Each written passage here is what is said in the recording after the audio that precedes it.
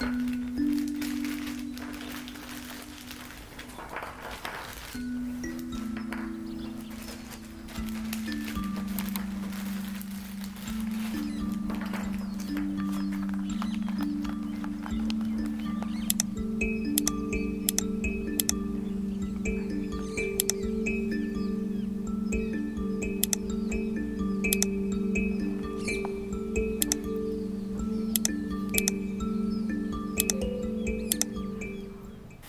for watching. I'm going to show you everything I just got for my first Goulet pen order. Mine was packed by Anita, so thank you, Anita.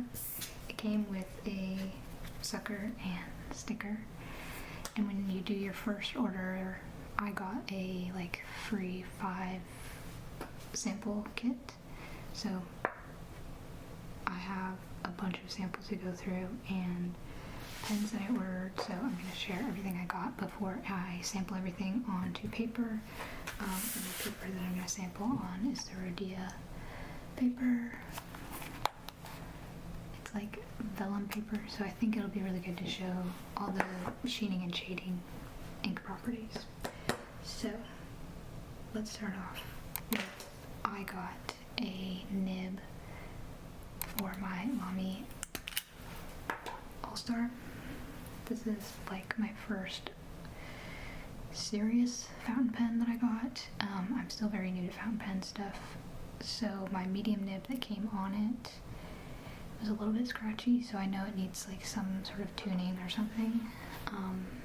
But I am thinking the broad nib is really fun to see some of like cool ink properties, so I was like, broad would be cool anyway, and then until I can learn more about tuning nibs, just have that. So my current collection of pens before I get into all the new ones, my first ever fountain pen is this Pilot Kakuno, and it is a fine tip, and it's the clear one, and I really love it.